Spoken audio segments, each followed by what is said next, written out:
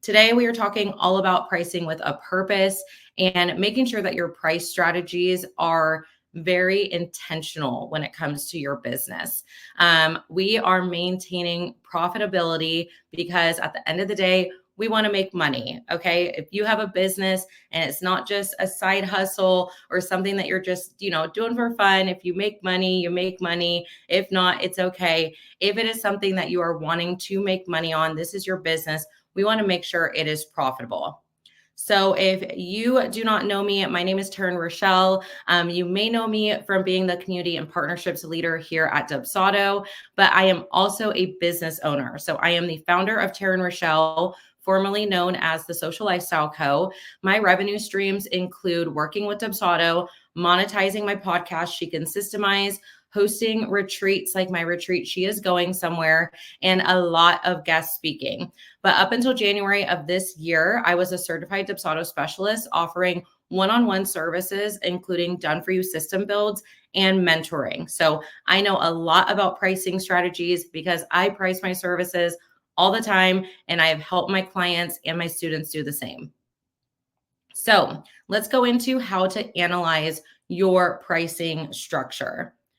So I really want to start this out with that pricing is subjective, okay? But as business owners, we get to decide what our pricing is when we raise it and how we structure it. So when you're figuring out your pricing structure, there's a couple key things that I always recommend that you remember. First is going to be your audience. So what is your audience looking like? Are they someone that can afford this type of service? Are they someone that can afford a higher ticket service? What does your offer include? What are the deliverables, or what are you going to be providing to your clients inside of this offer? What is your business model? Some people like to just have one flagship offer. They want to sell to one audience and have one offer, and that is it, which is completely okay. Then there are other people who want to have an offer suite. That is what I had in my business and still do, is a suite of different offers to cater to different audiences, different levels of business people are at, and just how you want to structure them financially to hit your income goals. And then next is your vision. What is your vision that you are having for your business? And most importantly, for your life.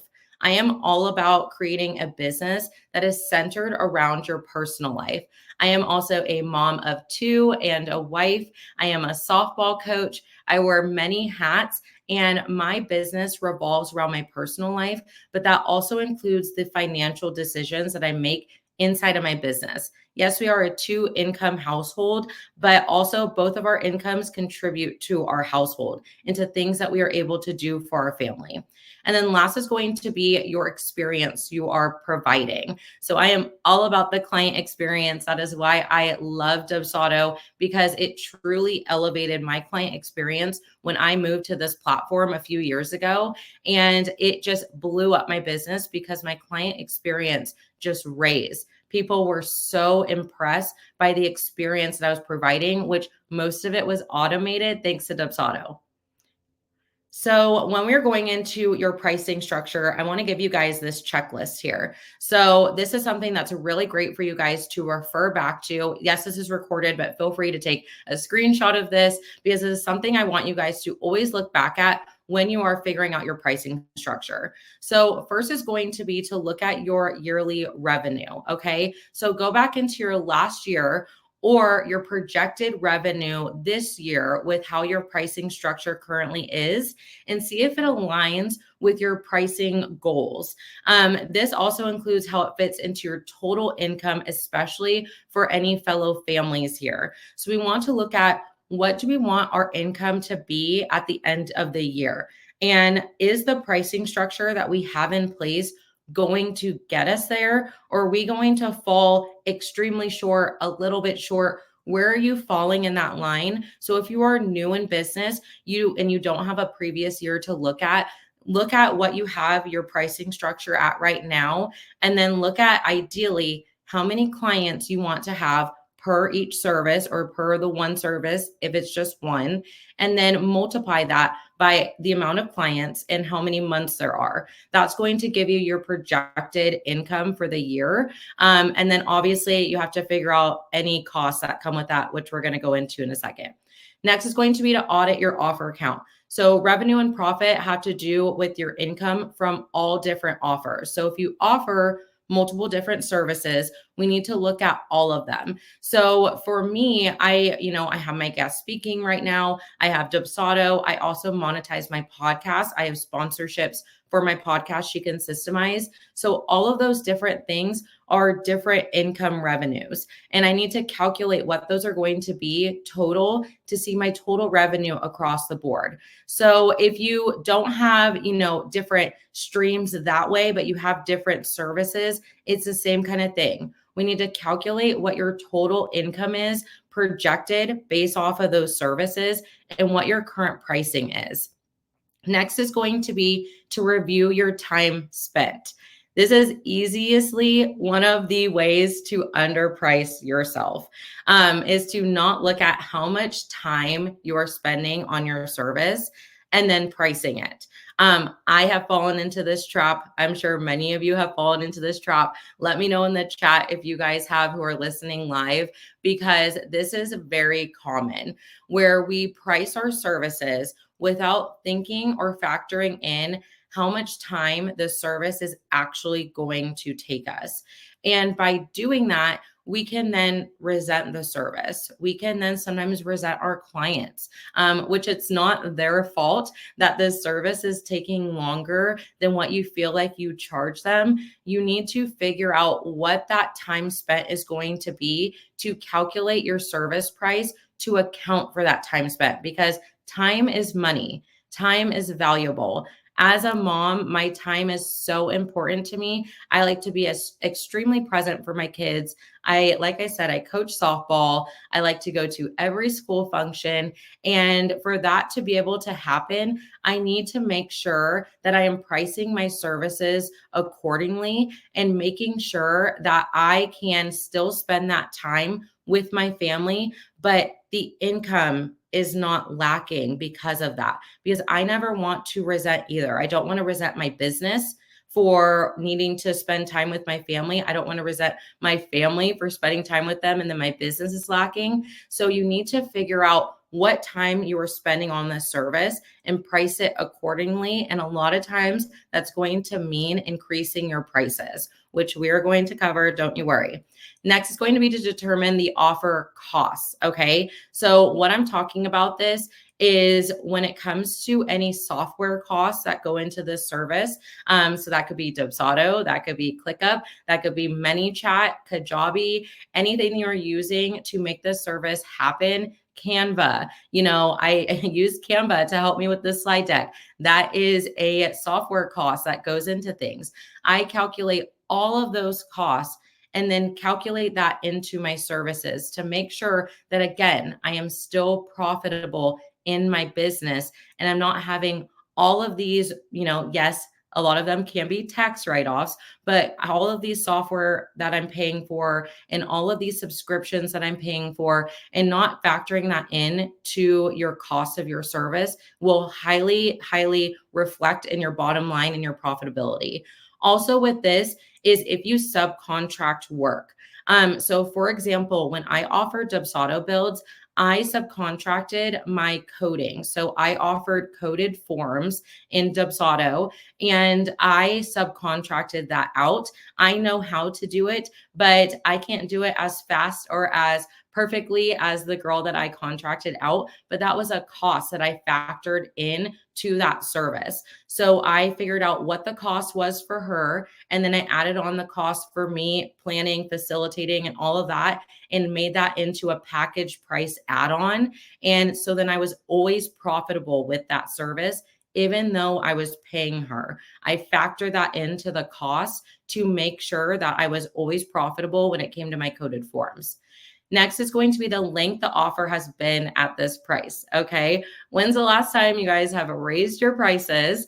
A lot of you, I'm sure, are probably like, it's been a hot minute since I've raised my prices, and that is okay. It happens. We get comfortable in our pricing. And unless you are at your final price that you want to be at for your service, we need to be raising those prices. We need to make sure that they are aligned now with the experience you have and the experience you're offering, and raising it to reflect that. And also to the service and the people that you are serving to, that it is reflecting that as well. Next is going to be that feeling that you get when your payment is received. So one of my favorite Zapier automations that I set up in my business is when a invoice is paid in Dubsado, I get a text message in my phone that is a payment celebration. I love to celebrate things in my business, big, small. Payments are big celebrations. It is exciting, and I want to celebrate that. And I love getting those text notifications letting me know that a payment was just received. And if you do not get a feeling of excitement when you get a payment received, that is probably an indicator that we need to raise our prices.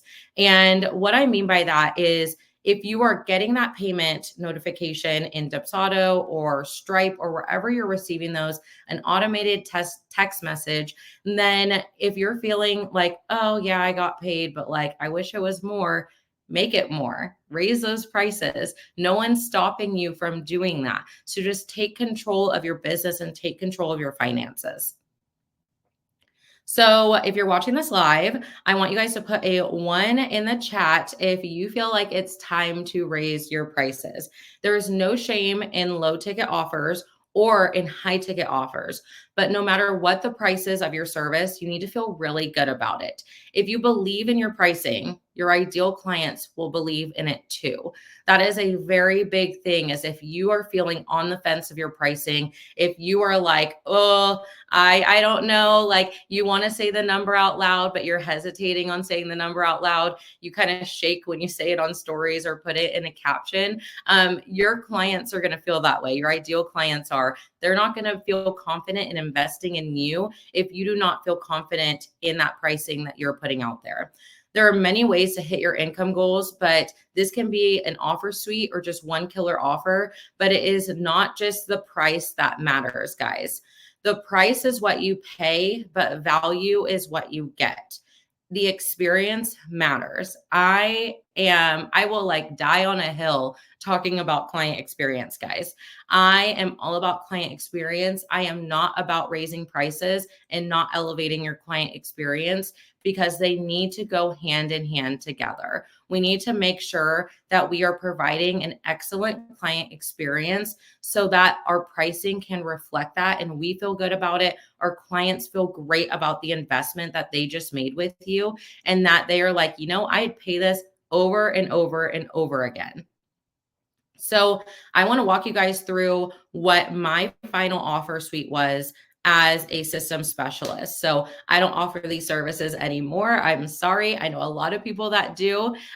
Check out the Certified Dubsado Specialist directory. But this was my final offer suite when I stopped offering system services. So I also put in here about how many of these I average per month to give you an estimate on what my income situation ended up being at the final round of my offer suite. So I had a Zapier hotline, which was a way that I could set up automations for people in Zapier. I set it up for them, sent them a video on their automations, and they had amazing automation set up for their business. And they didn't have to lift a finger. I did it all for them because I love automations. This was a quick win and a quick cash influx. So if you feel like you need like great cash influx services, find little quick wins for your clients, things that you wish people had already in their business or that you feel like they're asking for that you could do in your sleep. I can set up Zapier automations in 2 seconds, but a lot of people, it takes hours. And so it was an easy service for me to make a decent amount of income for doing about 3 of these on average per month. Then I had pick my brain sessions. I don't know about you, but I actually really dislike the phrase pick my brain. And because of me getting asked, hey, can I pick your brain about systems?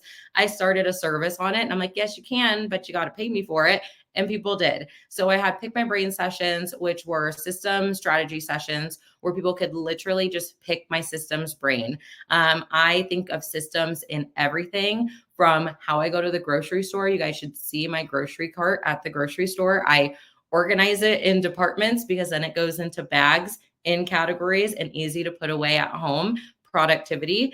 And I just think of systems in everything. So people like to pick my brain on it. So I offered a service.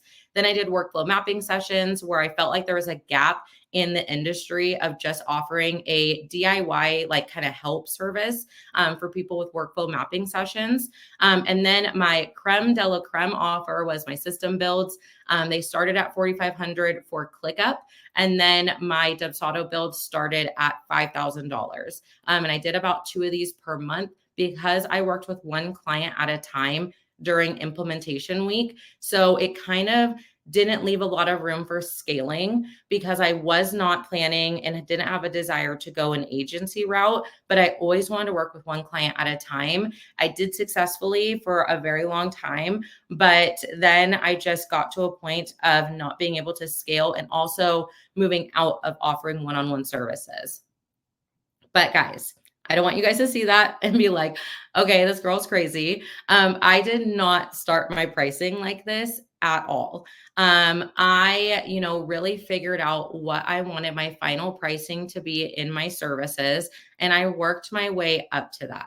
I did not start out offering $5,000 doing Dubsado builds when I just got certified as a Dubsado specialist. People would have been like, you're crazy, ma'am. I'm not spending that money. I don't see the value in this. I don't see credibility or anything. I did not start my services this way, but I worked hard to get that way. And I did it pretty quickly. So I'm going to walk you guys through an example that I have always found very interesting, which is iPhone pricings. I don't know if you guys have ever looked at this. So I really wanted to put it in here because I find it very interesting. So when it comes to the iPhone, when it first came out in 2007, it was priced at $499. They sold 1.4 million iPhones. New to the tech world, people probably just didn't quite see the value in it. So they actually dropped their pricing for a significant amount of time to $199 for an iPhone. Don't we all wish we could get an iPhone for $199? I do. And so they dropped their pricing. And I honestly feel like, and I did a lot of research on this, that the market just wasn't understanding that price point. Yes, they sold 1.4 million iPhones, but they wanted to sell more. I mean, as you can see on here, they wanted to get to what they sell now in iPhones. So they dropped their pricing for a very long time. They put out like 1 or 2 that were a little bit higher pricing in between 2008 and 2017. But then in 2017, they went all the way up to $999. And so this is when they went to that $1,000 point. Okay. It took years for them to do this. And then now we are at, for the phone that I love to have, which is the very big iPhone Max. Anytime I hold a regular iPhone, I'm like, this is tiny, but I'm so used to my giant iPhone.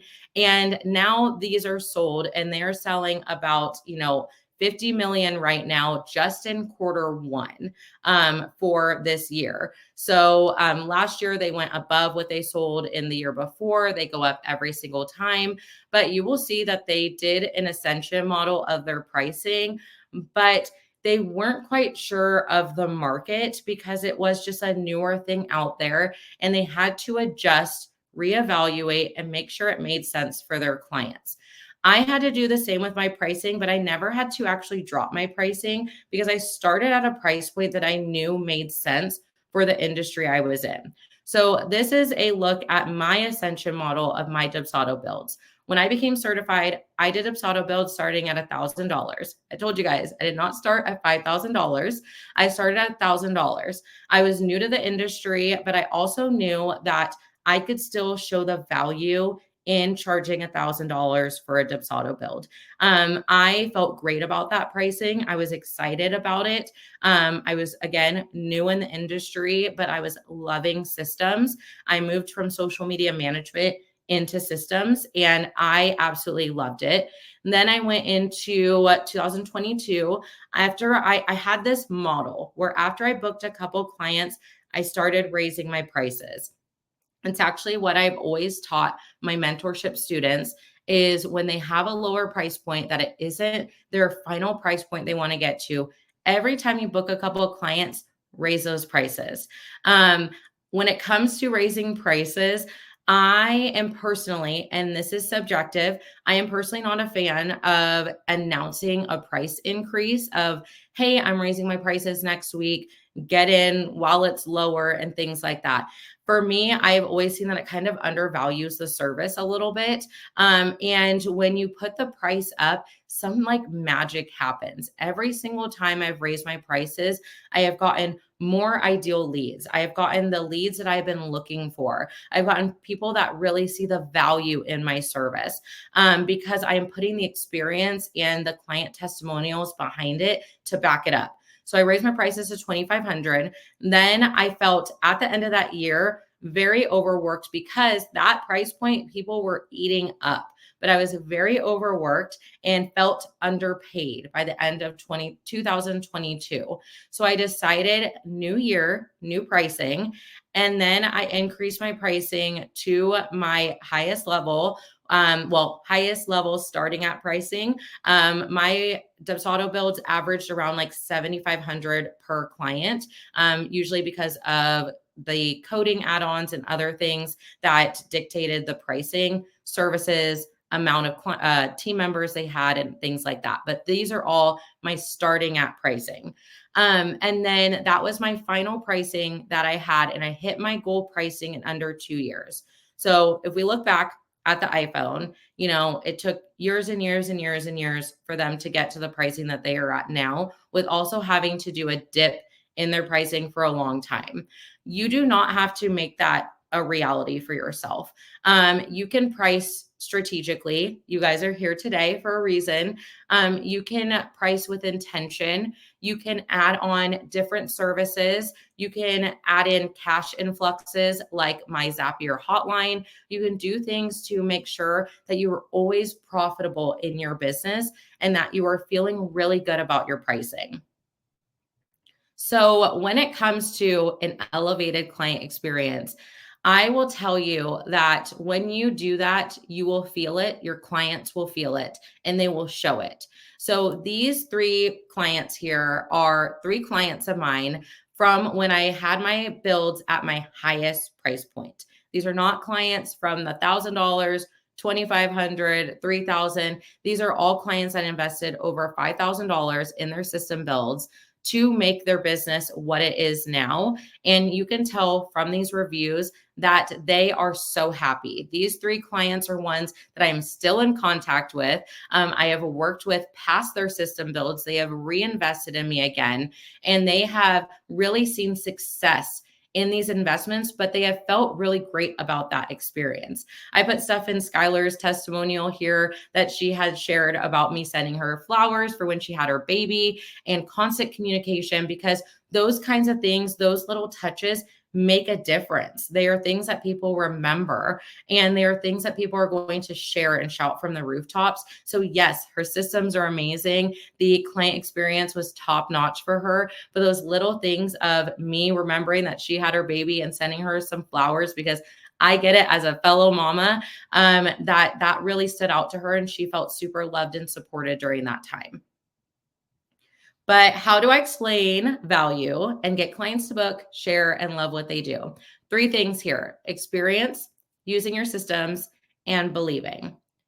So the experience you have matters. I am never one to say that I know something when I don't.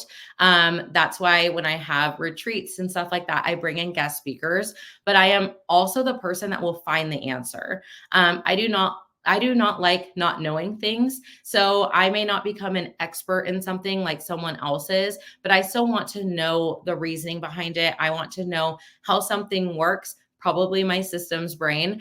And so I will find those answers. When you're just starting out in your business, it can be easy to feel like you can't charge your worth or explain the value of your service because you are new. But if you know more than the person that you are wanting to help, you're actually the expert between you two. So you have to remember that they're coming to you because they need help. They don't understand this. They don't know what it takes to be a copywriter. They're struggling looking at their website. I'm one of those people, and trying to figure out how to write copy for this. They're trying to figure out how to, photograph their own wedding, like have their cousin do it. And they're like, this isn't going to look the same. And they need someone else. They need your photography skills to come into play. And they're going to see the value because that is not their area of expertise. I may have been new to Dubsado builds, but I was confident that I knew more about the platform than my ideal clients because I was putting in the work daily to understand it, just like they were in their industries. That was one thing I always told to my leads is like, I know Dubsado, like, wedding planning. Like, I want you to stick to what you know best and be able to focus on that. And I will handle your systems. Like, you do that and I will do me over here. And then it will come together and your business will just explode because you're going to be able to focus on those areas of your business because now your systems are working for you and you didn't have to be the one to do it or take hours upon hours of time to figure out how to do it. The experience that you provide matters. I will shout from the rooftops to not raise your prices unless you have a client experience to match. There is nothing worse than an unhappy client, especially when it's something to do with their client experience.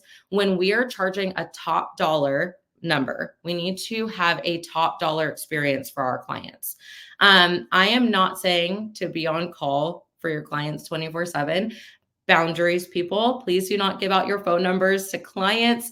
That is another thing I will shout from the rooftops. But the expectation that you give them from the beginning should be what they are experiencing throughout the entire time and through the end of working with you. Do not sell a dream that you cannot provide. That is when you're going to have extremely unhappy clients.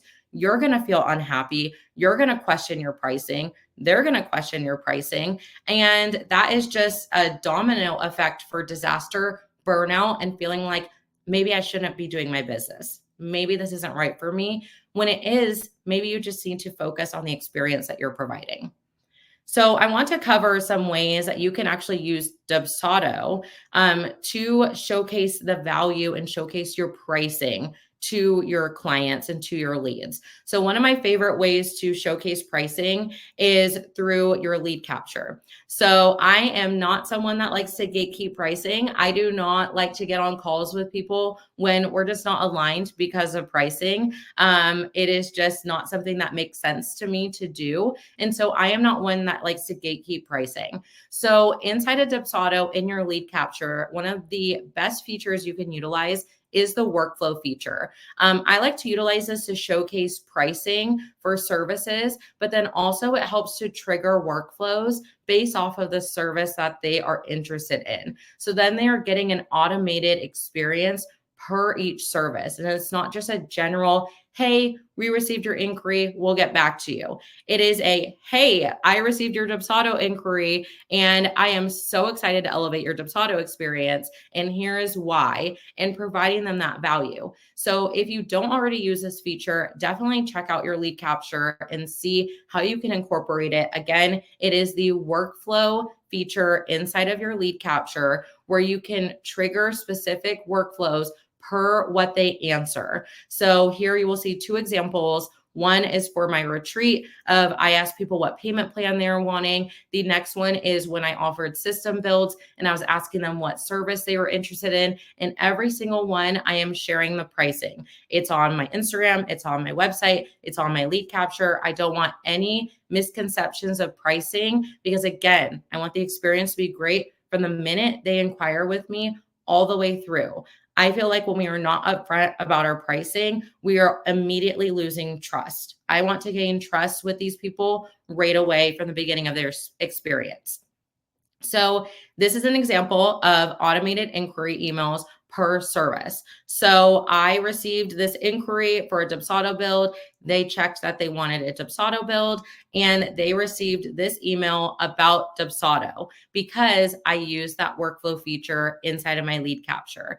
I am a gift GIF person, whatever you like to say. And I love that inside of Dubsado, I can add my personality in there. I can still make it sound like me and not like a robot, which is why a lot of people don't like to use automations, especially when it comes to pricing and the client experience and talking about certain things of getting leads to then book and be clients. They're like, I want this to be me. I want to be sending these. But if we want to scale our business, you're going to be getting more and more leads. So that means if you're doing all of that manually, that's more and more people you're missing out on.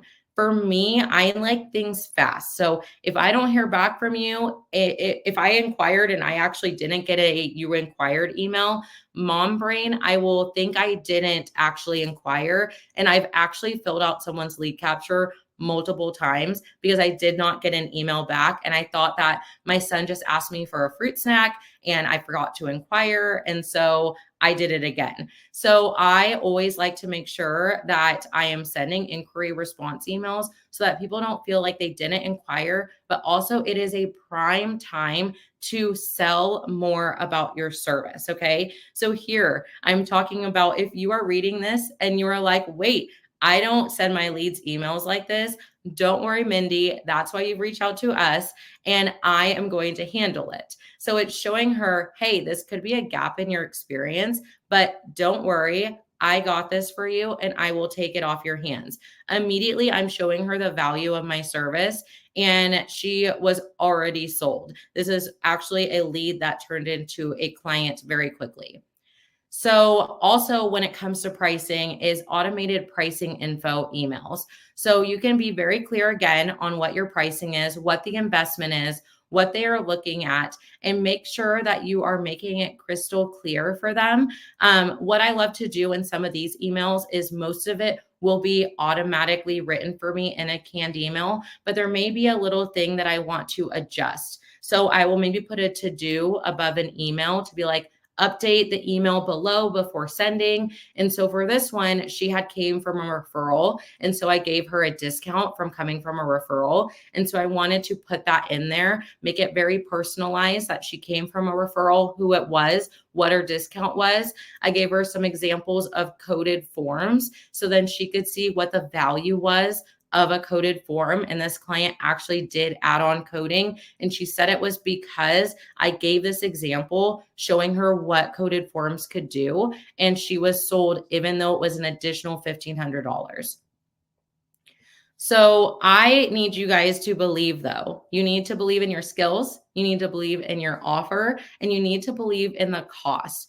If we don't believe in all three of those things, something's going to go wrong. You need to have belief in all three of those aspects in order to feel like I can do this, in order to feel like I can sell confidently, in order to feel like I can provide this experience that my clients deserve and that they're coming to me for. We need to have belief in ourselves, our skills, our offers, and our costs at all times.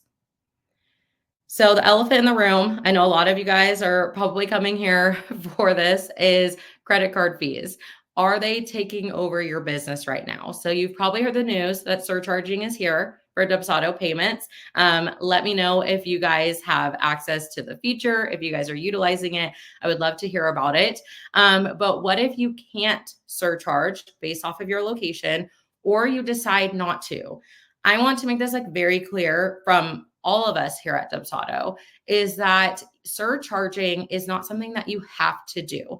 This is why it is an optional feature inside of the platform. It is something that you have to toggle on in order to use it if it is allowed in your area. So you want to make sure that if you don't want to use surcharging, then don't use it. If you want to use surcharging and you can, then go ahead and use it.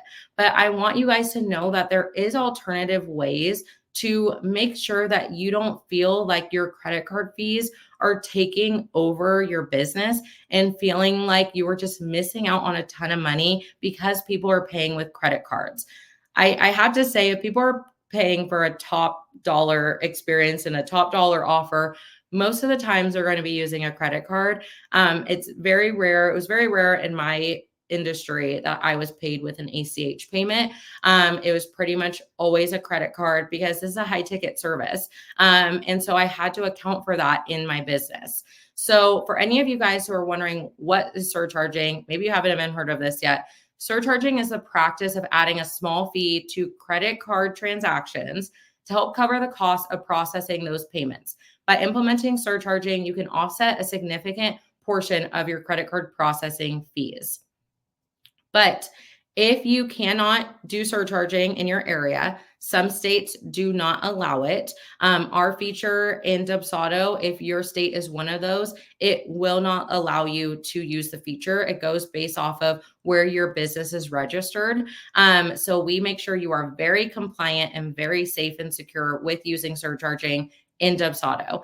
But there are areas that you can't, and then people sometimes maybe just don't want to. So this is how you can factor in credit card fees into your business. So first is to assess your fees.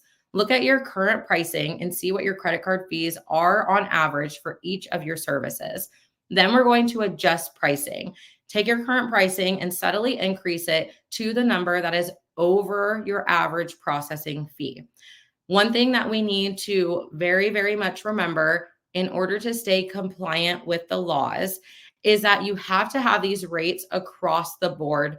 Legally, we cannot have one price for a credit card fee or a credit card paying client, and then one price for someone that's paying an ACH payment, unless you are using compliant surcharging like in Dubsado payments, where it will only surcharge on credit cards. It does not surcharge on debit cards. It does not surcharge on ACH payments. It is only for credit cards. So you need to make sure that if you follow this and factor in your credit card fees, that you make sure that you are only doing it or that you're doing it across the board. So here is an example of this, of an actual increase in my pricing from credit card fees. So remember when I told you guys my final pricing was $5,000? Yes, it was, but my actual final Dubsado bill pricing was $4,750. That was the price that I wanted to get to. But I was accounting for credit card fees. So my fee for this level of a build would be around $138 per credit card transaction. I adjusted my fee for this, but I did not love what the price looked like of adding $138 to $4,750. I like to make sure that my pricing looks approachable and exciting and not confusing with like random numbers. So I decided to move it up to $5,000. So remember, I am still getting a credit card fee for any clients paying with a credit card. But in my head, I know that my pricing was going to be $4,750. But instead of feeling like I was missing out on money because of a credit card fee, I actually felt like I was making money because I was accounting for that fee in my pricing by raising it to $5,000. So I never felt like, oh my gosh, like you look at Stripe and you're like, they're taking out so much money. I never felt that way. Just sent the money into my account and called it a day. I did not think about it. I was not worried about it or anything. It was because I factored it into my pricing and made sure that I felt great about it. Remember that like feeling great moment when you receive payments? I wanted to make sure that I felt great during that time. So final thoughts for you guys is that your pricing and your business is 100% up to you and only you. I became the most successful in my business when I focused on what was aligned to my life and my family and my ideal clients. I cut out the outside noise. I stopped getting in comparison mode. And I remembered that I have this. I got this. And that's what I want you guys to remember is that when you can cut out the outside noise and you can remember that this is your business and that you are in charge of your business and you're in charge of your pricing and how you account for credit card fees and how you structure your offer suite. When you get out of comparison mode that Susie down the street is charging this amount, so I should be charging this amount. When maybe Susie's been doing this for 5 years and you just started today. So we need to not, I go off of this a little bit, but you know, people say, you know, don't compare your chapter 1 to someone's chapter 18.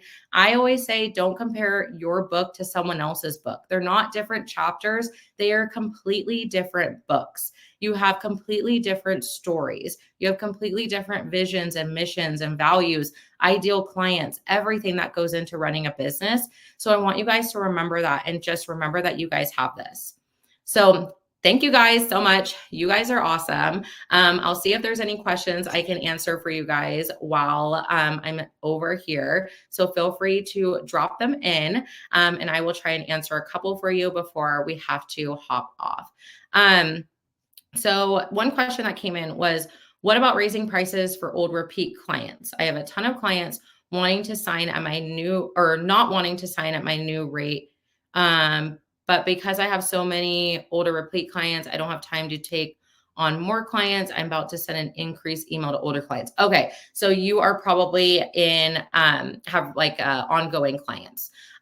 So when it comes to having ongoing clients that like pay monthly, so social media management, bookkeepers, like all that kind of stuff, clients have you on retainer. So when it comes to this, and you have clients that are paying a certain price and you want to bring on more clients, this is something, again, that you have to really figure out what you want to do. And I had to go through this a lot when I was offering social media management, and I had to make the decision on, if I'm going to increase my pricing, there is a significant chance that some of my clients may not want to pay that, and they may go somewhere else. And am I okay with losing those clients, with the idea and the hope that I'm going to bring on new clients at this higher price point? In your case, from what it's sounding like, you're doing exactly what I did, which was I figured out what was going to be happening with these new clients first. So before you just like burn your business to the ground and then you have no clients, see if there are people that are interested in this new price point. Get people lined up to see. And then you can talk to your clients and be like, hey, I am increasing my pricing starting at, first you have to look at your contract and see if there's something in the contract that talks about price increases, if you have to give them a certain amount of times notice and stuff like that. So look at your contracts and have contracts, people.